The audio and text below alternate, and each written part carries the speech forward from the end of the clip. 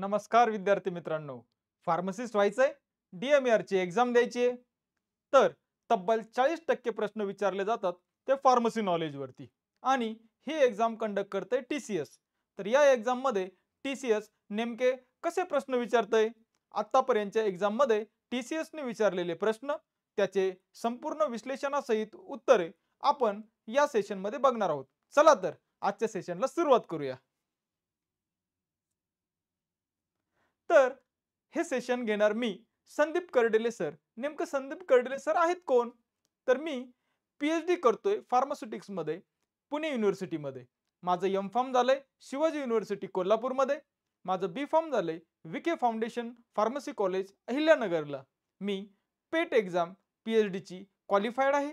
मी MBA च्या CET मध्ये district topper होतो. माझे 2 रिसर्च पेपर इंटरनॅशनल जर्नलमध्ये पब्लिश आहेत. माझं एक बुक लॅम्बर्ट पब्लिकेशन मध्ये पब्लिश आहे नोवेल ड्रग डिलिव्हरी सिस्टीम वरती. आणि मला टीचिंगचा एक्सपिरियन्स आहे 11 वर्षांचा.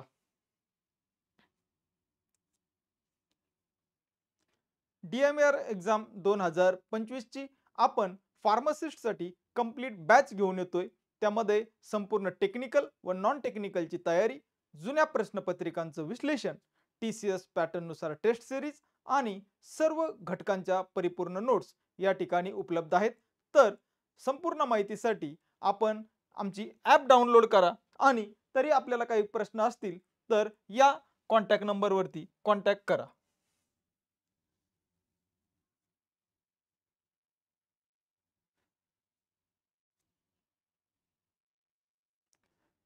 चला तर आजच्या सेशनला सुरुवात करूया. प्रश्न पहिला, which among the below is the function of insulin? आता फार्मसीमध्ये आपल्याला जे सब्जेक्ट्स आहेत, मेन सब्जेक्ट आपल्याला जर कुठले असतील ज्याच्यावर या एक्झाम मध्ये प्रश्न विचारले जातात, तर पहिला जो आहे मेन सब्जेक्ट तो आहे फार्माकोलॉजी, नंतर फार्मास्युटिक्स, फार्मास्युटिकल केमिस्ट्री, फार्मास्युटिकल ज्युरिस्प्रुडन्स आणि फार्माकॉग्नोसी, हॉस्पिटल फार्मसी. या प्रमुख विषयावरती आतापर्यंत जास्त प्रश्न विचारले जातात.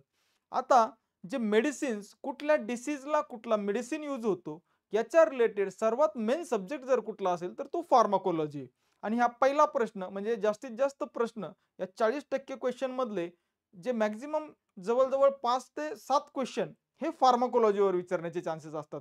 तर हा जो पहिला प्रश्न आहे, which among the below is function of insulin, तर याचं उत्तर आपण बघूया. तर इन्सुलिनचं पहिलं जो ऑप्शन दिले ते inhibit the production of FSH. आता FSH म्हणजे नेमकं काय?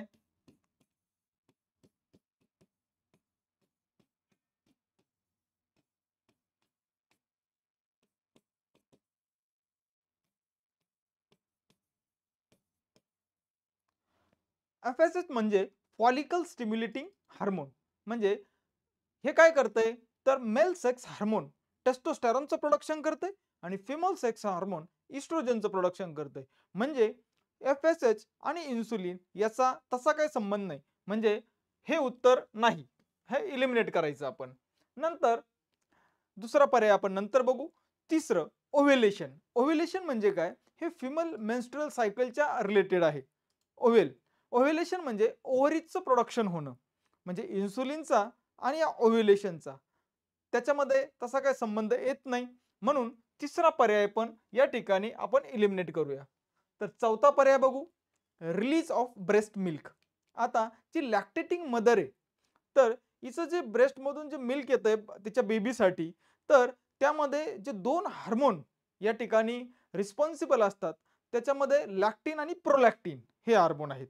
म्हणजे या ठिकाणी पण इन्सुलिनचा त्या ठिकाणी कॉन्टॅक्ट येत नाही. म्हणून चौथा पर्याय पण या ठिकाणी नाही. नंतर आता पर्याय उरलाय कुठला? पर्याय नंबर 2. बट आपण या ठिकाणी असंच डायरेक्ट त्याचा आन्सरचा विचार करणार नाही. आता इन्सुलिन आहे, इन्सुलिन आणि शुगर याचं कनेक्शन आपल्याला माहिती आहे. मग इन्सुलिन नेमकं काय करतं? Intake of sugar from blood in a tissue. म्हणजे शुगरचं जे लेवल आहे ते कमी करण्याचं काम इन्सुलिन करतं. आणि डायबिटीसच्या पेशंटमध्ये शुगर नॉर्मलाइज करण्याचं काम या ठिकाणी कुठलं इन्सुलिन करते, बरोबर. म्हणून पर्याय नंबर 2 हे अचूक उत्तर आहे. क्वेश्चन नंबर 2 आपण बघूया. Which of the following is the side effect of methyl dopa. आता या ठिकाणी एक्झामची तयारी करत असताना सर्वात महत्त्वाचं जर काय असेल तर त्या ठिकाणी ड्रग्सचं क्लासिफिकेशन. के डी त्रिपाठी म्हणून एक बुक आहे, त्याच्यामध्ये एकदम डिटेल क्लासिफिकेशन ड्रग्सची दिलेली आहेत.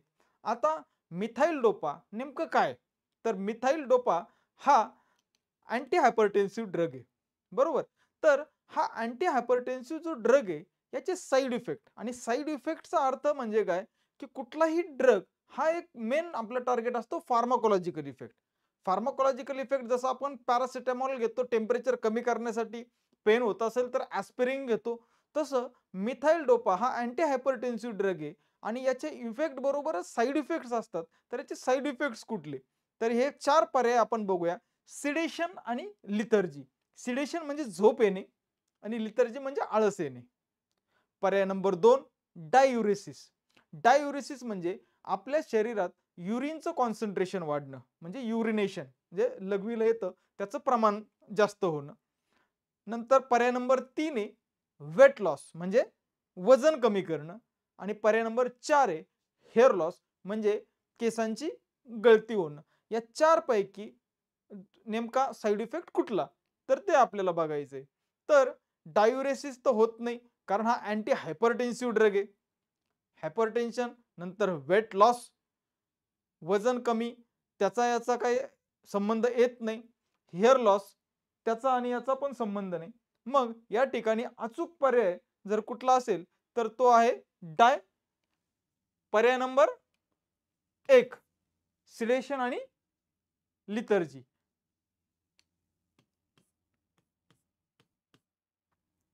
सिडेशन, आता हे जे काही टॅबलेट्स असतात म्हणजे मिथाइल डोपा आहे फॉर एक्झाम्पल, तर मिथाइल डोपा याचं सिडेशन आणि लिथर्जी हे जर 2 साइड इफेक्ट्स आहेत, आपण यावरून असं ठरवतो की हे 3 पर्याय नाही आणि पहिला पर्याय. तर सिडेशन म्हणजे झोप येणं, म्हणजे ही टॅबलेट घेऊन आपण ड्रायव्हिंग करू शकत नाही, काही रिस्की वर्क असेल तर ते करायचं नाही. म्हणून सिडेशन आणि लिथर्जी हे 2 इम्पॉर्टंट साइड इफेक्ट्स मिथाइल डोपाचे आहेत.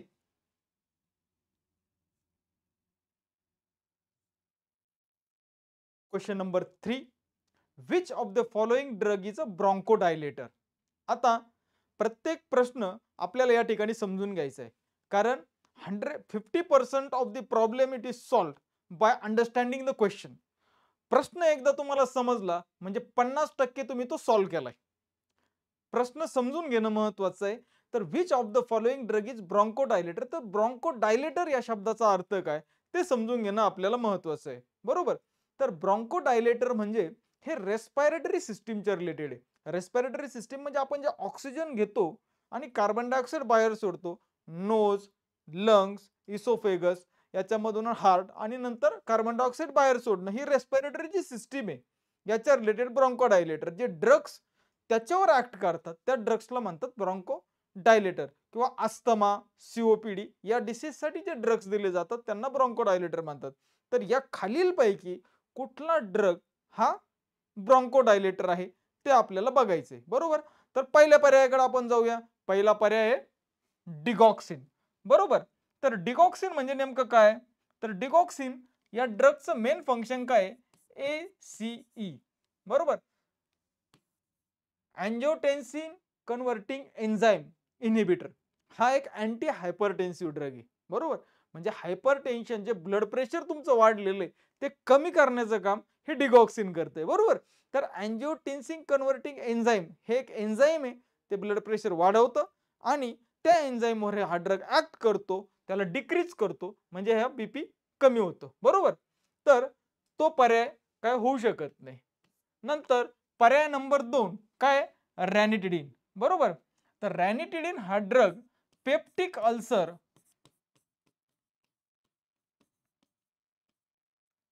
याच्या ट्रीटमेंटसाठी यूज होतो. म्हणजे पेप्टिक अल्सर, स्टमकचे रिलेटेड जे डिसीजेस असतील तर त्याच्या ट्रीटमेंटसाठी आणि पेप्टिक अल्सरच्या ट्रीटमेंटसाठी हा रॅनिटिडिन ड्रग या ठिकाणी यूज केला जातो. म्हणजे ब्रॉन्कोडायलेशनचा आणि रॅनिटिडीनचा तसा काय संबंध येत नाही, म्हणून पर्याय नंबर 2 पण या ठिकाणी अचूक उत्तर नाही. नंतर पुढील पर्याय आपण बघूया, पर्याय नंबर 4. तर पर्याय नंबर 4 आहे इकोस्प्रिन, बरोबर. तर हे इकोस्प्रिन काय, तर हे अँटी प्लेटलेट मेडिसिन आहे.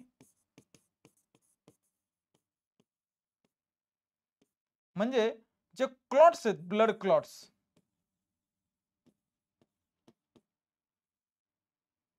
त्याचं फॉर्मेशन अवॉइड करतं, बरोबर. इकोस्प्रिन काय अँटी प्लेटलेट मेडिसिन आहे, की जे आपल्या ब्लड मध्ये जे क्लॉट्स तयार होतात, तर त्या क्लॉट्सचं जे तयार होणं आहे ते अवॉइड केलं जातं. हे ड्रगचं फंक्शन आहे इकोस्प्रिनचं. म्हणजे ब्रॉन्कोडायलेशनचं आणि इकोस्प्रिनचं काय कॉन्टॅक्ट येत नाही, यांचं फंक्शन वेगळं आहे, म्हणजे हा पण पर्याय नाही. मग पर्याय शिल्लक राहिलाय पर्याय नंबर 3. काय उत्तर असणार विद्यार्थी मित्रांनो? पर्याय नंबर 3 साल्बुटामॉल. साल्बुटामॉल याचं नेमकं फंक्शन काय, तर ब्रॉन्कोडायलेशन. ॲक्च्युली जे रेस्पिरेशन आपण करतो, ऑक्सिजन आपण घेतो, तर या ठिकाणी ज्या आर्टरीजच्या ज्या वॉल्स आहेत त्या ठिकाणी त्याचं कन्स्ट्रिक्शन होतं आणि त्या ठिकाणी जो म्युकस तयार होतो, साल्बुटामॉल काय करतं, त्याला लिक्विफाय करतं, त्या ज्या वॉल्स आहेत त्या वाईड तो करतं आणि आपण इझिली रेस्पिरेशन करू शकतो. म्हणून या ठिकाणी ब्रॉन्कोडायलेटर म्हणून साल्बुटामॉल काम करतं आणि आपला अचूक पर्याय साल्बुटामॉल. प्रश्न क्रमांक 4. कॅप्टोप्रिल इज अ ऑर ॲन. कॅप्टोप्रिल नेमकं काय? आता तुम्हाला थोडक्यात माहिती मला अशी सांगायची आहे, की फार्माकोलॉजी हा हार्ट आहे फार्मासिस्ट एक्झामचा. फार्माकोलॉजी तुम्हाला परफेक्ट करावीच लागेल. त्यामध्ये जे क्वेश्चन्स आहेत, मी आपल्या पुढील सेशन्समध्ये तुम्हाला डिटेल माहिती त्याबद्दल देणारच आहे. पण फार्माकोलॉजी हा हार्ट आहे एवढं मात्र नक्की. प्रत्येक ड्रग आणि त्याचे क्लासिफिकेशन जे TCS विचारते ते आपण करून घेणारच आहोत. पण सध्याला आपण बघूया की कॅप्टोप्रिल म्हणजे नेमकं काय? काय आहे कॅप्टोप्रिल? तर पर्याय नंबर 1 कॅप्टोप्रिल आहे कॅल्शियम चॅनल ब्लॉकर. म्हणजे आता आपलं ब्लड प्रेशर वाढलंय तर ते कमी कसं करायचं, त्यासाठी वेगवेगळ्या प्रकारचे मेकॅनिझम्स असतात. जसं की calcium channel blocker, AC inhibitor, नंतर AT1 अँटागोनिस्ट, असे वेगवेगळ्या प्रकारे वेगवेगळ्या मेकॅनिझमने आपण ब्लड प्रेशर कमी करतो. त्यामधला पहिला पर्याय कॅल्शियम चॅनल ब्लॉकर. आता हे आपल्याला कसं समजणार की कॅप्टोप्रिल नेमकं कुठल्या क्लासमध्ये, हे आपल्याला कसं समजणार? तर ती एक स्किल आहे. ती स्किल आपल्याला कसं कळणार, की त्यामध्ये आपल्याला क्लासिफिकेशन हे लर्न पाहिजे. आता कॅप्टोप्रिल कुठल्या क्लासमध्ये येतो, तर सुरुवातीला आपण बघूया कॅल्शियम चॅनल ब्लॉकर. तर कॅल्शियम चॅनल ब्लॉकर मध्ये व्हिरॅपॅमिल याचं एक्झाम्पल जर आपण बघितलं, व्हिरॅपॅमिल आणि डिल्टायाझेम हे कॅल्शियम चॅनलचे एक्झाम्पल आहेत. नफिडेपिन आहे, अॅम्लोडिपिन आहे, हे कॅल्शियम चॅनलचे एक्झाम्पल आहेत, बरोबर. म्हणजे कॅप्टोप्रिल काय याच्यात येत नाही. दुसरं डायुरेटिक. आता डायुरेटिक म्हणजे काय, तर डायुरेटिक म्हणजे युरिनचं कॉन्सन्ट्रेशन वाढणं, वॉटरचं कॉन्सन्ट्रेशन आपल्या बॉडीमधून जे बाहेर पडतं ज्याला आपण लघवी म्हणतो, तर ते त्याचं कॉन्सन्ट्रेशन वाढणं हे. तर ऍक्च्युली डायुरेटिकचे एक्झाम्पल्स आपण जर बघितले तर थायझाइड कॅटेगरीचे क्लोरथायझाइड,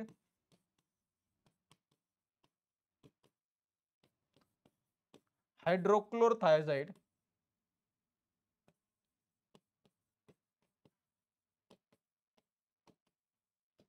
म्हणजे डायुरेटिक पण हा पर्याय नाही. नंतर पर्याय नंबर 4 आहे अँजिओटेन्सिन अँटागोनिस्ट. आता अँजिओटेन्सिन जे अँटागोनिस्ट आहेत ते काय करतात, जो ब्लड प्रेशर वाढतो तर त्या रिसेप्टरवर अपोजिट ऍक्ट करतात, अँटागोनिस्ट म्हणून काम करतात आणि ब्लड प्रेशर कमी करतात. याचे जर एक्झाम्पलचा आपण विचार केला तर लोसर्टान, कॅन्डेसर्टान, हे त्याचे एक्झाम्पल्स आहेत. म्हणजे हा पण पर्याय अचूक नाही. तर अचूक पर्याय कुठला आहे? आता गेस करण्यासाठी आपल्याला सोपं झालंय. ACE inhibitor. बरोबर? तर ACE इनिबिटर अचूक पर्याय आहे. तर ACE म्हणजे नेमकं काय?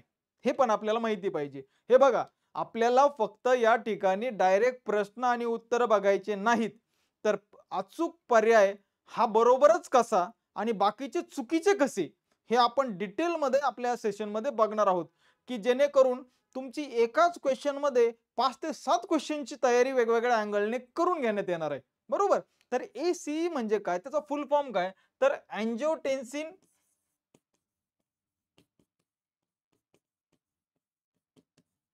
कन्व्हर्टिंग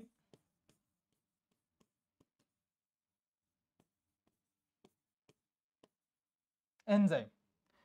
ACE म्हणजे अँजिओटेन्सिन कन्व्हर्टिंग एन्झाइम आणि या एन्झाइमचं मेन रोल काय असतो? ब्लड प्रेशर इन्क्रीज करणं.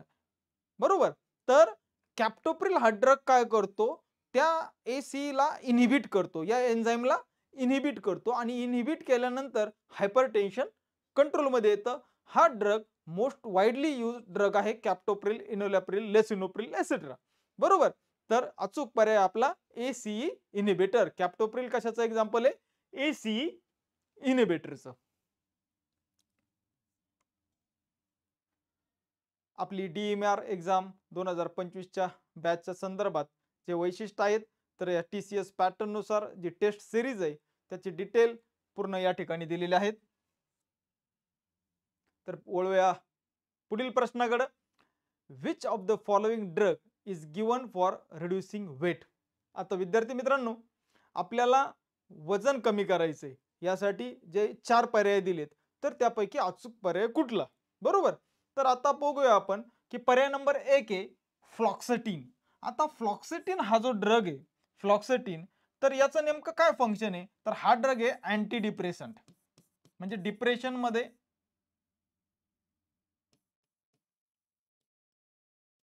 Anti depressant फ्लॉक्सटिन. बरोबर?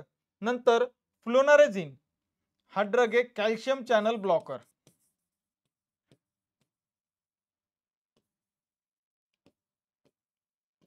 म्हणजे पहिला पर्याय नाही, दुसरा पर्याय पण नाही. नंतर तिसरा पर्याय फ्लुमाझेनिल. तर फ्लुमाझेनिलचं काय फंक्शन आहे? Flumazenil reverse sedative effect of drugs.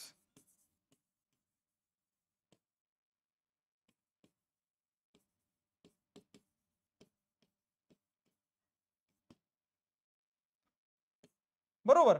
तर reverse sedative effect of the drug. आता सिडेटिव्ह इफेक्ट म्हणजे काय? तुम्हाला माहिती आहे, जे वयस्कर लोक असतात किंवा काही पर्टिक्युलर टेन्शन मधले असतात, काहींना खूप दुःख आलेलं असतं, बऱ्याचशा गोष्टी असतात त्याच्यामध्ये, लोकांना झोप येत नाही. तर ते झोप येण्यासाठी आपण काही मेडिसिन्स देतो, गॅबा इनहिबिटर, जसं की डायझापाम वगैरे असतील.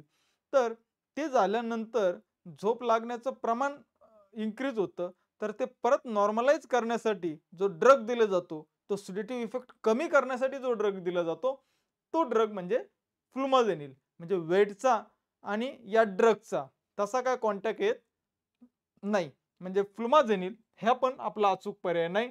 म्हणून शेवटी जो पर्याय राहतोय तो आहे फेनफ्लोरामाइन. बरोबर? तर फेनफ्लोरामाइन मध्ये आपलं जे ड्रग आहे, हे ड्रग ते काय करतं? आपलं जे वेट आहे, वेट बॉडीचं, हे fats, fatty acids, vitamins, proteins हे कारणीभूत आहे. मेन म्हणजे फॅट्स कारणीभूत आहे ते वेट इन्क्रीज करण्यासाठी. तर फेनफ्लोरामाइन काय करतं? हे फॅटी ॲसिडची जी चेन आहे ते ब्रेक करण्याचं काम करतं. बरोबर? तर या ठिकाणी अचूक पर्याय क्रमांक आहे पर्याय क्रमांक 4 फेनफ्लोरामाइन.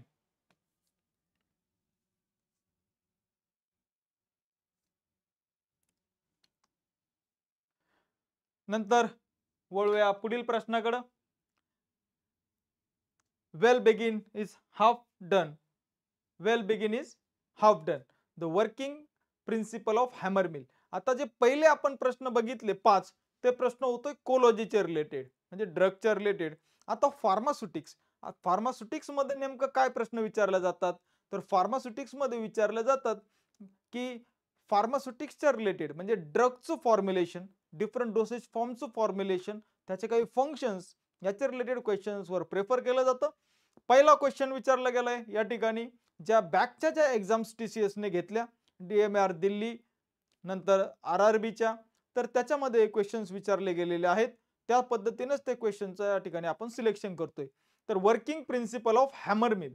आता हॅमर मिल नेमकं साईज रिडक्शन, कुठलाही डोसेज फॉर्म बनवायचा असलं तर त्याची साईज कमी करावी लागते त्या ड्रग्सची, बरोबर. तर या ठिकाणी हॅमर मिल जे यूज केलं जातं साईज रिडक्शनसाठी ड्रगच्या, त्याचं नेमकं प्रिन्सिपल कुठलं, तर 4 पर्याय या ठिकाणी दिलेले आहेत.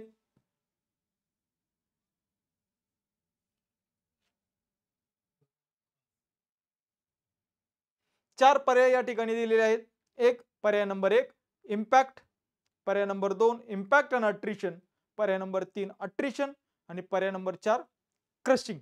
तर जाऊया आपण पहिल्या पर्यायाकडे. पहिला पर्याय आहे इम्पॅक्ट.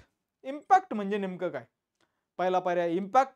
इम्पॅक्ट म्हणजे आता कुठल्याही गोष्टीचं आपल्याला साईज कमी करायची. एखादं उदाहरण घ्या. फॉर एक्झाम्पल एखादा मातीचा गोळा आपण बनवलाय आणि त्या मातीच्या गोळ्याची आपल्याला साईज कमी करायची. कशी करणार? वेगवेगळे पर्याय असतील.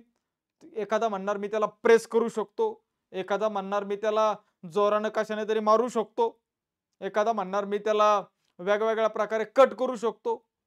तर हे जे वेगवेगळे प्रकार आहेत त्याला म्हणायचं मेकॅनिझम. किंवा एखादा म्हणेल मी त्याला हातोडीने मारू शकतो. मग आता सुरुवातीला हॅमर मिल आहे. हॅमर मिल मध्ये काय असतं, तो जो मिल आहे त्याच्यामध्ये एक हॅमर असतं.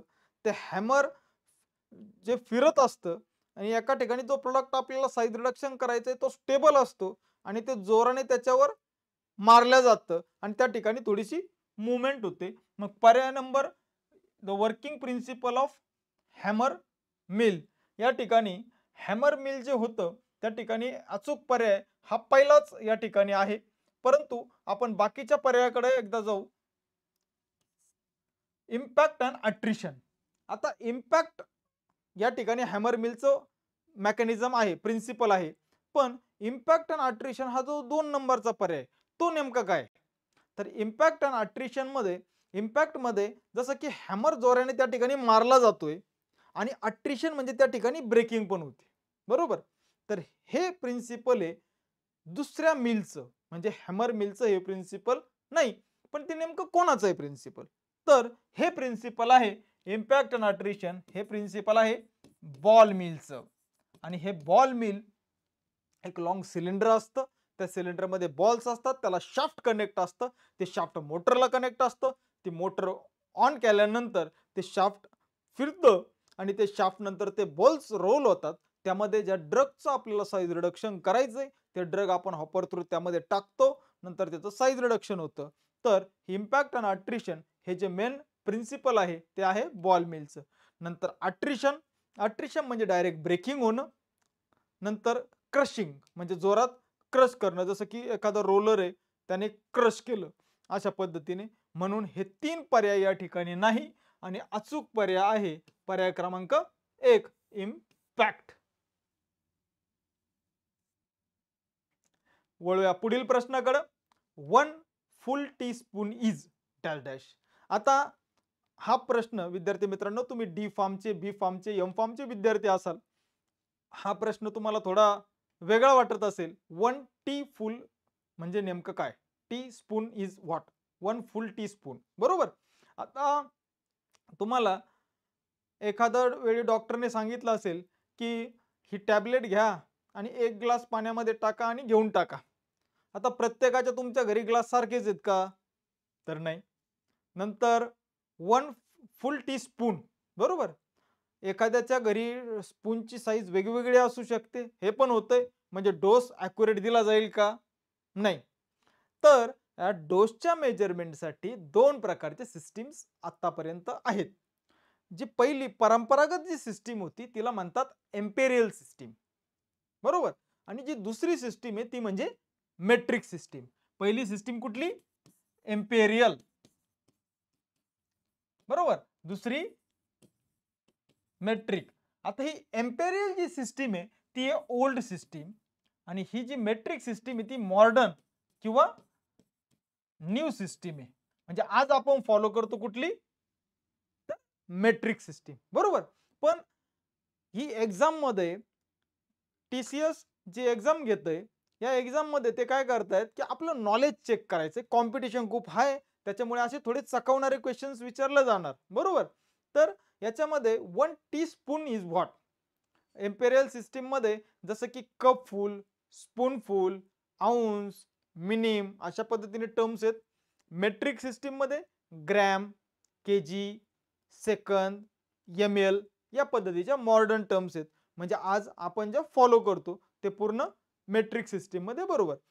तर आता 1 फुल टीस्पून, तर पहिला ऑप्शन काय सांगितलं आपल्याला? 15 ml. आता थोडं या ठिकाणी लॉजिक वापरायचे, बरोबर. आता टीचा जो स्पून आहे तो किती असतो, एक त्याचा अंदाज आपल्याला येतो. तर 15 ml हा पहिला पर्याय आहे. तर 15 ml हे त्याचं आन्सर होऊ शकत नाही, कारण इतका डोस हा टी स्पून फुल मध्ये नसणार, बरोबर. नंतर पर्याय नंबर 3 बघा, 0.06 ml. तर 0.06 ml म्हणजे एक ड्रॉप. ऍक्च्युअली त्याला मिनिम म्हणतात. ह्या इम्पेरियल टर्म्स आहेत. तुम्ही जर डिटेल मध्ये ओल्ड सिलेबस मध्ये जर चेक केलं तर तुम्हाला एक चॅप्टर आहे मेट्रोलॉजी म्हणून, त्याच्यामध्ये तुम्हाला हे डिटेल स्टडी करता येईल. 0.06 ml म्हणजे फक्त एक ड्रॉप, एक मिनिम. त्याच्यामुळे टी फुल मध्ये तेवढं बसणार नाही, म्हणून हा पण पर्याय या ठिकाणी होत नाही. नंतर चौथा पर्याय 3 आणि दुसरा पर्याय 2, याच्यामध्ये या ठिकाणी कन्फ्युजन होऊ शकतं आपलं, बरोबर. तर 1 फुल टीस्पून इज 4 ml और 3 ml. तर या दोन्ही मध्ये अचूक पर्याय आहे 4 ml. या ठिकाणी 3 ml हे पण आन्सर नाहीये. तर अचूक पर्याय पर्याय नंबर 2, बरोबर.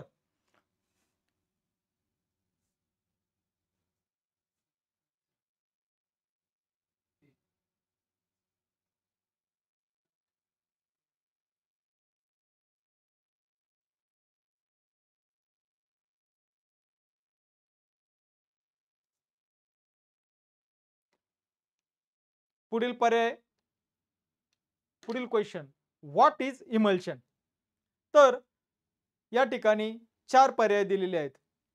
विद्यार्थी मित्रांनो, कुठलंही ध्येय गाठवायचं असेल तर स्वामी विवेकानंदांनी सांगितलंय, उठा, जागे व्हा आणि ध्येय प्राप्ती होईपर्यंत थांबू नका. आपल्याला थांबायचं नाही.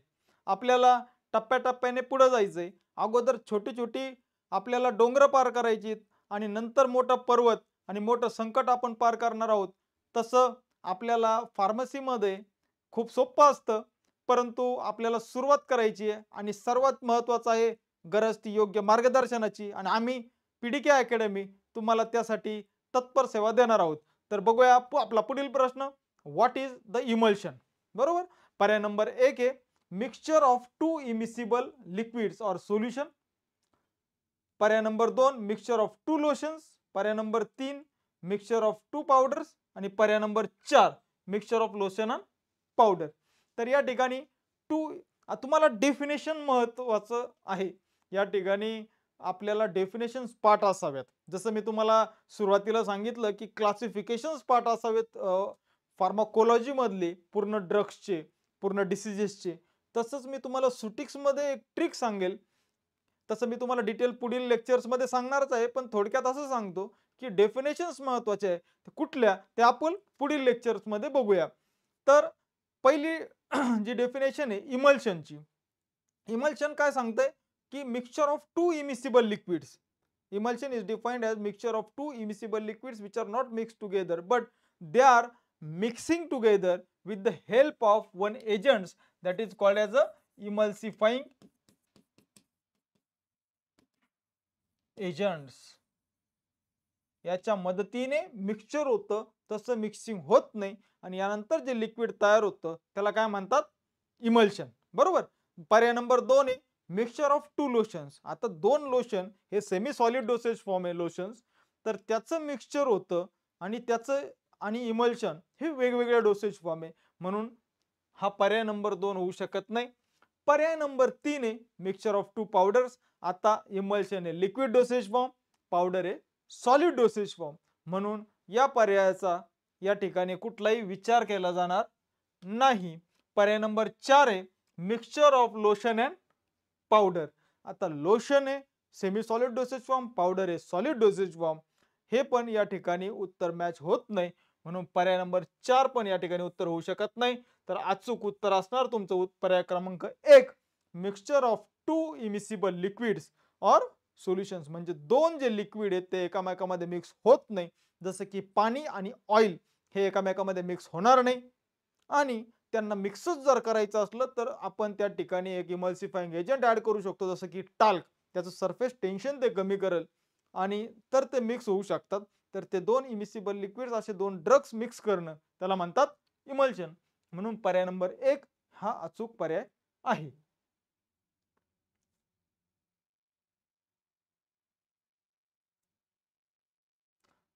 तर पुढील प्रश्नाकडे वळूया. Cold cream is an example of. Cold cream, आता थंडीमध्ये तुम्ही कोल्ड क्रीम लावता बघा. कुठल्या कुठल्या कोल्ड क्रीम लावतो आपण? जसं की पॉन्ड्स, व्हॅसलीन, बरोबर. तर हा कोल्ड क्रीम पण इमल्शनचा प्रकार आहे, बरोबर. तर ते इमल्शनच्या ऍक्च्युली दोन टाइप आहे. What is emulsion? Emulsion is defined as it is a mixing of two immiscible liquids are mixed together, बरोबर. याच्यात दोन टाइप, एक O बाय W इमल्शन, दुसरं W बाय O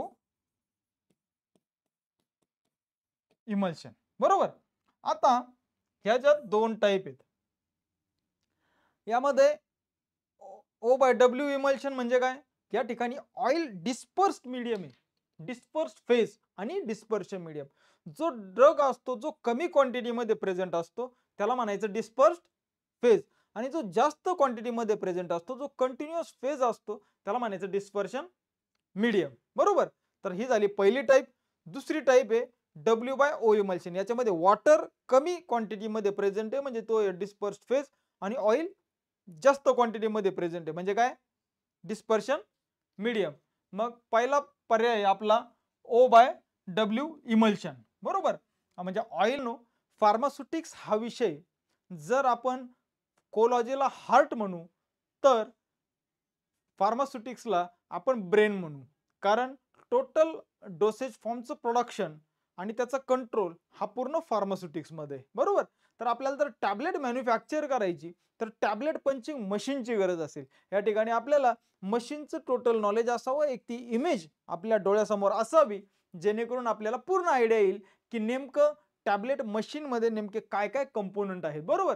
तर आता शेप टॅबलेटची कशावर डिपेंड आहे? आता आपण बघूया पहिला पर्याय हॉपर. जो हॉपर आहे पहिला पर्याय, त्या हॉपर मध्ये आपण नेमकं काय करतो? हॉपर म्हणजे समजा हे जर टॅबलेटचं मशीन असेल खाली, तर हॉपर मधून आपण या ठिकाणी ग्रॅन्युल्स टॅबलेट मशीन मध्ये टाकण्याचं काम करतो. म्हणजे हॉपर हा शेपला आणि साईजला कारणीभूत नसणार, बरोबर. हॉपर पर्याय होऊ शकत नाही, बरोबर. नंतर दुसरा पर्याय पंचेस. आपल्या ग्रॅन्युल्स गेल्यानंतर त्या ठिकाणी डाईज आणि पंचेस, पंचेस प्रेशराईजचं काम करतं, आणि प्रेशराईजचं काम केल्यानंतर तो ड्रगच्या किंवा त्या टॅबलेटच्या साईज आणि शेपला रिस्पॉन्सिबल नाहीये. कॅम्पट्रॅक पासिंगचं काम करतं, ते पण त्या ठिकाणी रिस्पॉन्सिबल नाही. शेवटी अचूक पर्याय राहील तो पर्याय क्रमांक 4 डाईज. ते डाईज या ठिकाणी पंचेसने आपण ज्यावेळी प्रेस करतो त्यानंतर खाली ड्रगची साईज आणि शेप तो डिफाईन करण्याचं काम हा डाईज करत असतो. म्हणून अचूक पर्याय क्रमांक आहे पर्याय क्रमांक 4 डाईज. तर हे कंपोनंट टॅबलेटच्या साईज आणि शेपसाठी रिस्पॉन्सिबल आहे. ओके, तर भेटूया पुढील सेशन मध्ये. तोपर्यंत पीडीके अकॅडमी आमच्या चॅनलला लाईक करा, कमेंट करा, सबस्क्राईब करा आणि शेअर करा. नमस्कार.